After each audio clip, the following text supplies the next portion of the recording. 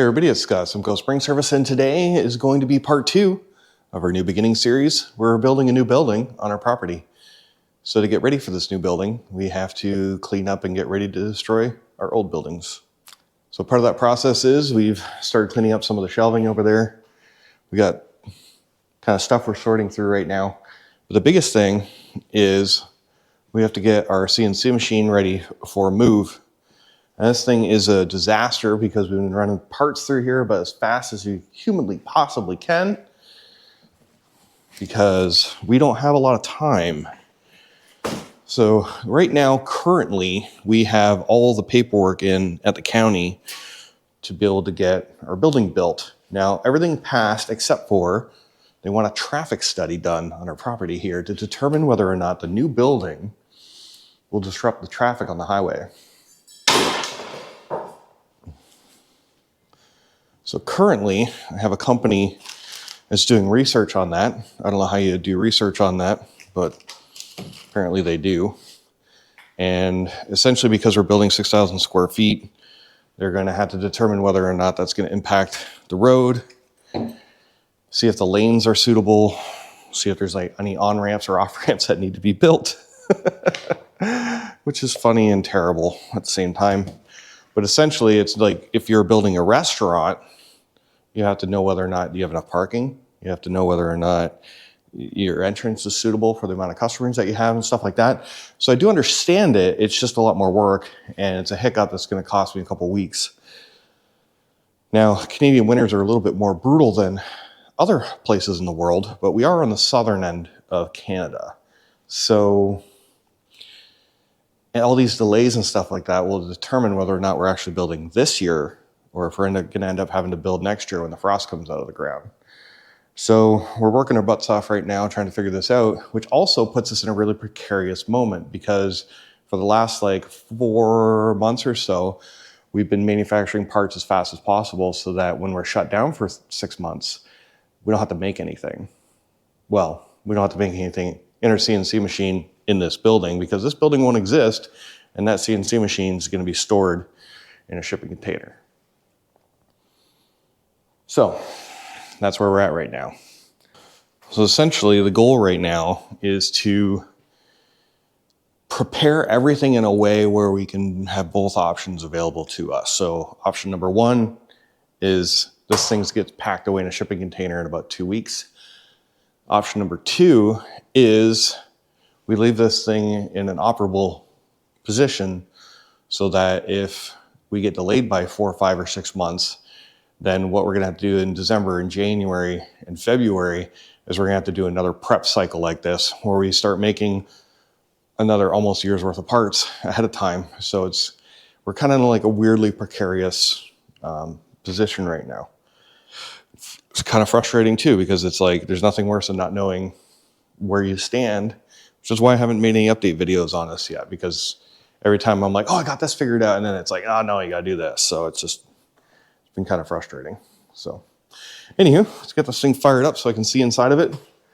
We're gonna get this thing all cleaned up. Everything is dirty. So just to give you an idea of what we're dealing with here, like we probably got an entire bin full of garbage in here. Like there's so much trash in here that it's not even falling down into the actual chip collection tray. So we're gonna clean this all up, get it going. Now, first thing you have to do is get my machine operable. So we're gonna reference everything. Once we reference it, that'll be able to move at full speed. So when it's not referenced, it moves slower like this. So it finds out what's the max here, what's the max there, and what's the max here. There you go. So now that that's referenced, I can actually move at a reasonable speed.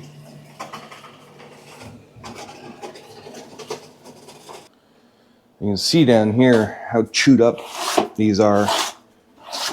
So what I'm probably gonna end up doing is probably order some new ones when I put this thing away, and then we'll install new don't even know what these things call, little accordion doodad things.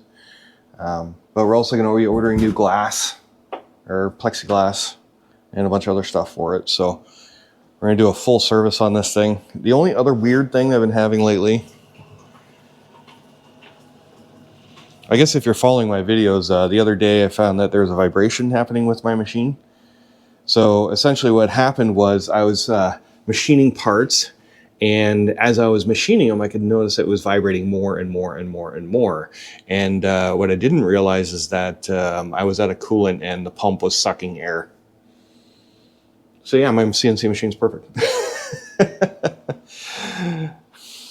Lessons learned. We're almost out of coolant again, which is why it's a good time to stop everything. But yeah, you can see back here, there's some tears and stuff in there. It's basically because we've been running our drill bits and our carbides and stuff like that at about 1300 RPM. So when the chips fly off, they fly off with a vengeance. I've actually had them embed themselves. There's a couple right there embedded right into the plastic. So yeah, something else to think about. It's not really a good spot to shoot.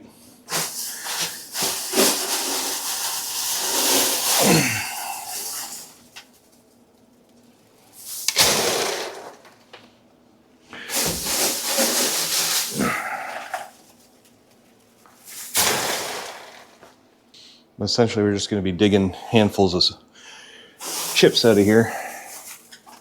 You can see there's quite a bit of, I don't know, some are really tight and fine and some are really loose.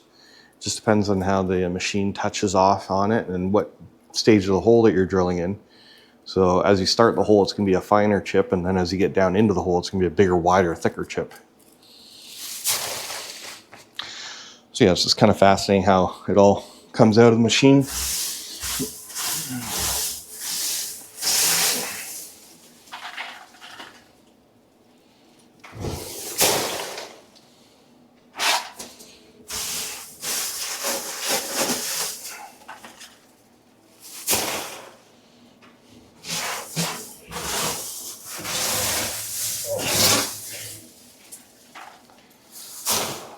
Another thing that I'm going to have to think about, and maybe you guys can help me out with this, is when I store this thing, I'm going to be storing it basically outside in a shipping container. It's not going to be heated. It's not going to be air conditioned. It's not going to be anything. It's just going to be like thrown to the elements.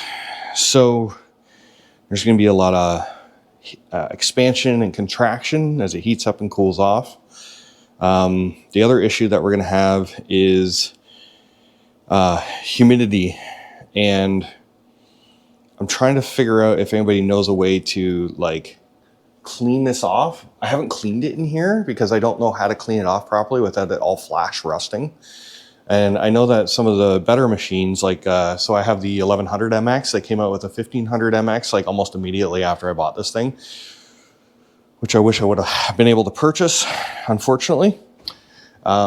But it has a nozzle where you can go and wash it down with all the coolant. And then, so the coolant actually has like an oil base inside of it. And I find that that oil base helps protect the machine, which is why all this bare metal hasn't rusted, like, or else it'd just all be rusty right now. So I wish there was like some sort of like cleaner and then like a protectant that I can put on it so it doesn't rust while it's sitting in storage, because if it does that, then that's just going to be heartbreaking. So any thoughts on that, let me know.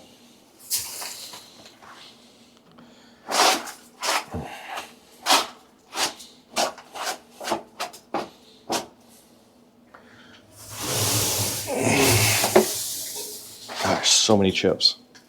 It's probably going to be about 100 and some odd, 130, 140 pounds worth of chips in here.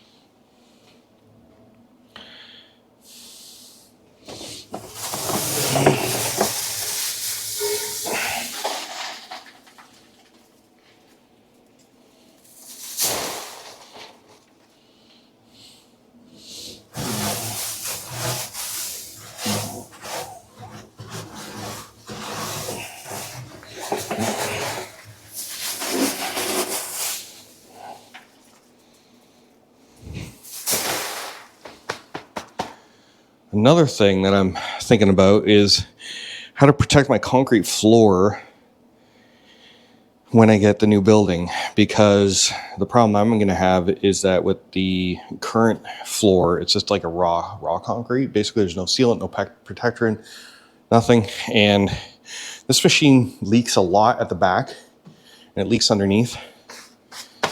So all that goop and stuff is like soaking down into the concrete.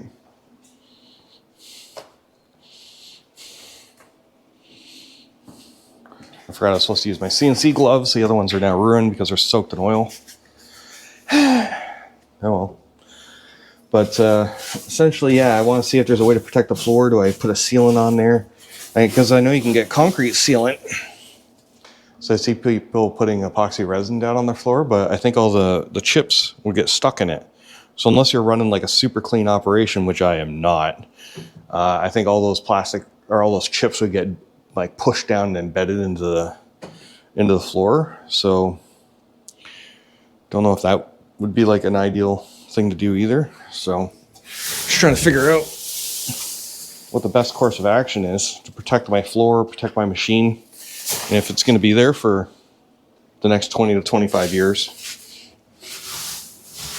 I want to make sure that it's done correctly the first time.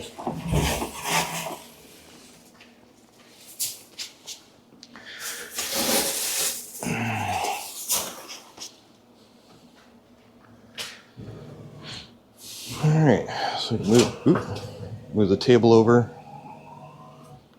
so I can get back here.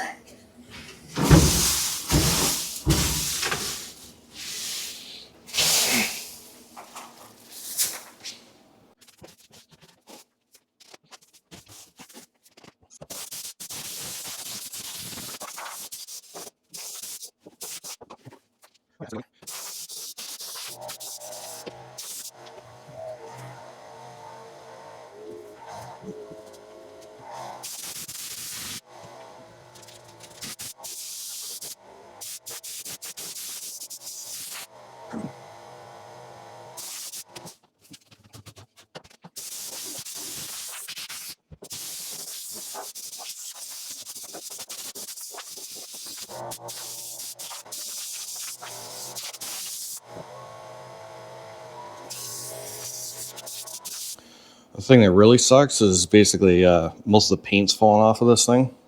So that whole side has no paint left on it. This side's got about maybe 20-30% of the paint removed. The whole front here, all the paint's gone. So it's kind of frustrating. So I've been sweeping everything down into the bottom here. So this is my chip tray. And this is where all the coolant goes too. There you go.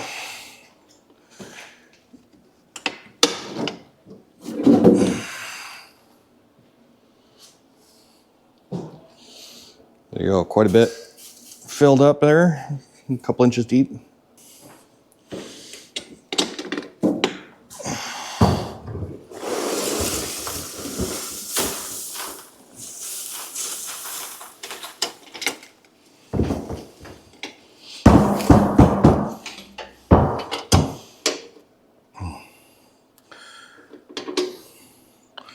It's got a lot of mud in there, but I'll let this dry up.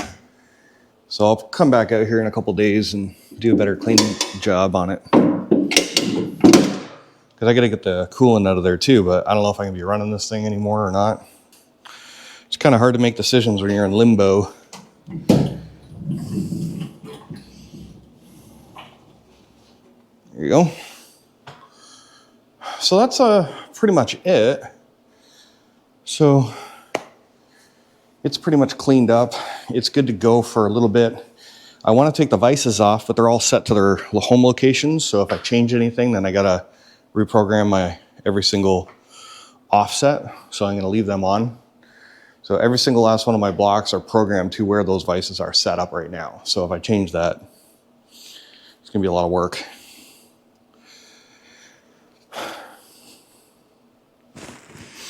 But yeah, I'm glad I wore my coveralls. I'm covered in chips and oil.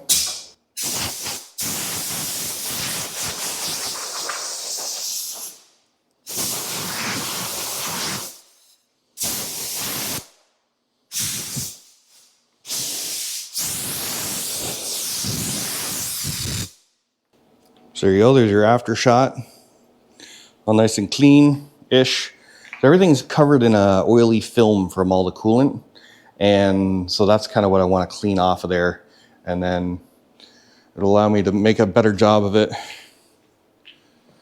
for storage purposes. So I'll do a little test spot here. This is a little bit of just a cleaner degreaser. So it comes off like fairly nicely. It's just, will that now rust if I do it on all the bare metal? So I think it will. So there you go. See a nice clean spot in the middle there. So yeah, lots of decisions to be made. I've never stored a piece of machinery for 3 to 6 months out in the elements, so I'm not 100% sure how I want to do that. And I also do have a garage on the property that's a little bit more temperature controlled because it never really drops below freezing too much. But that's something I'm going to have to decide on. I'm also going to need some skates for this thing to be able to set it down onto, and then I can push it into where its final resting place is going to be. And then I can, I'm planning on making a custom set of forks for my forklifter to be able to pick this thing up. And then I can set it down on top of those skates and then move it around a little bit, whether it's in the container or whether it's somewhere else. But that's kind of the plan for now until it changes. So that's pretty much it for today. I just wanted to show you how we're going to clean up the machine. I wanted to ask you guys a few questions. I'm hoping you can interact with this video a little bit, help me figure out some sort of degreaser. I might just use this for a degreaser. This is stuff I get at Uline. It's pretty simple stuff. I've been using it for cleaning our blocks off and stuff like that before you go and paint them. So it works fairly decently well for that. I'm just wondering, like, do I degrease the entire thing, wipe it all down, wash down, scrub it down? And then do I spray the entire thing down with some sort of like oily protectant or something like that? And then if I do that, do I have to remove it as well before I go and put it back into service again? And then do I degrease it again? So anything that you guys can help me out with, I'd appreciate it. So thank you very much. Thanks for watching. Have yourself a great evening, and I'll catch you next time. All right, bye.